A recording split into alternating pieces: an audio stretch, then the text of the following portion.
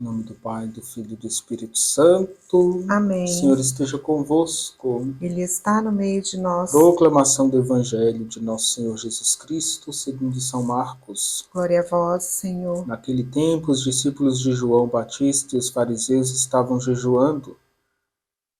Então vieram dizer a Jesus: por que os discípulos de João e os discípulos dos fariseus jejuam, e os teus discípulos não jejuam?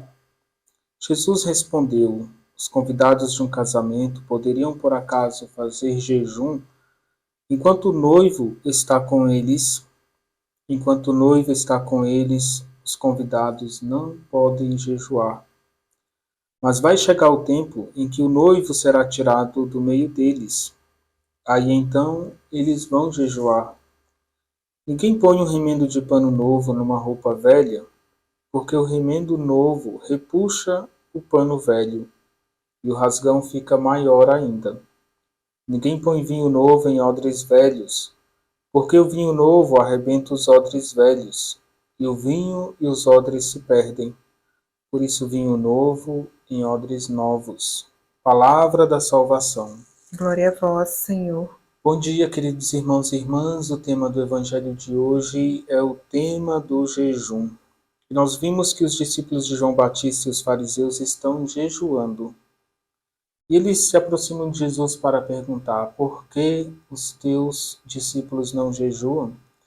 E nós vamos ver aqui uma contraposição entre o Antigo Testamento e o Novo Testamento. Jesus ele veio para realizar todas as promessas do Antigo Testamento e cumprir cada uma delas. O Antigo Testamento prepara a vinda de Jesus, o Novo Testamento, o Evangelho, toda a vida e obra de Cristo. E Jesus está dizendo que enquanto o noivo está com seus amigos na festa de casamento, não tem jejum. Jesus não é contra o jejum, não é contra o Antigo Testamento, mas tem uma graça para cada momento. O momento que o noivo está com os amigos é um momento de festa. E Jesus diz que uma vez vai chegar uma hora em que o noivo será tirado. Está falando da sua paixão, da sua morte, do seu retorno ao Pai. Então eles hão de jejuar.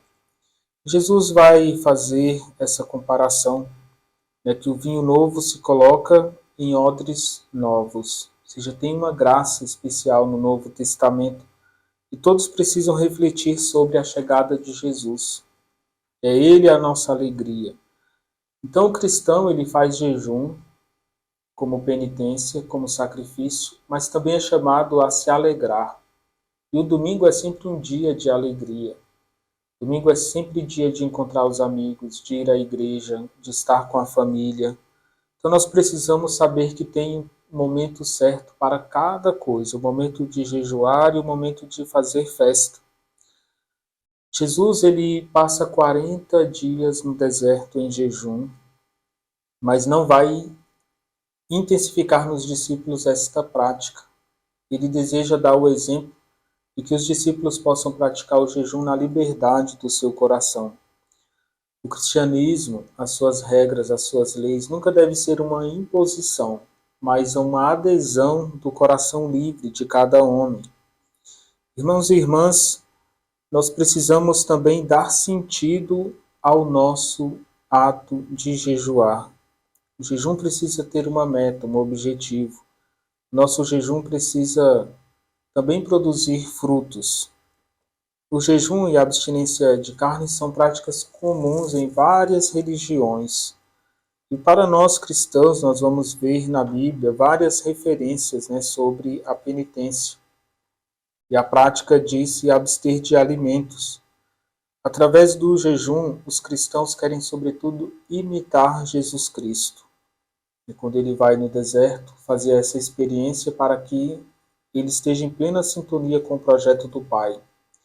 Então, no jejum, eu quero imitar Jesus porque eu quero estar em sintonia com a vontade de Deus. Jejuar é uma busca também para alcançar a liberdade, né, de pensamento, uma visão crítica sobre o mundo, porque o jejum ele vem acompanhado de meditação, de oração, de reflexão. É um instrumento para nos libertar de tantos apegos mundanos. Às vezes é uma prática para nos libertar dos vícios, da nossa tendência ao pecado. O jejum busca também um fortalecimento espiritual. O jejum ele deve sempre me colocar perto de Deus, mais fortalecido diante do Senhor.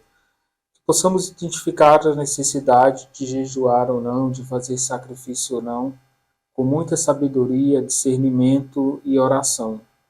Irmãos e irmãs, que possamos valorizar todos os ensinamentos de Jesus no Evangelho, que possamos guardar esses ensinamentos no nosso coração e colocar em prática na nossa vida. O Senhor esteja convosco. Ele está no meio de nós. Desça sobre vós e permaneça para sempre a bênção de Deus Todo-Poderoso, Ele que é Pai, Filho e Espírito Santo. Amém.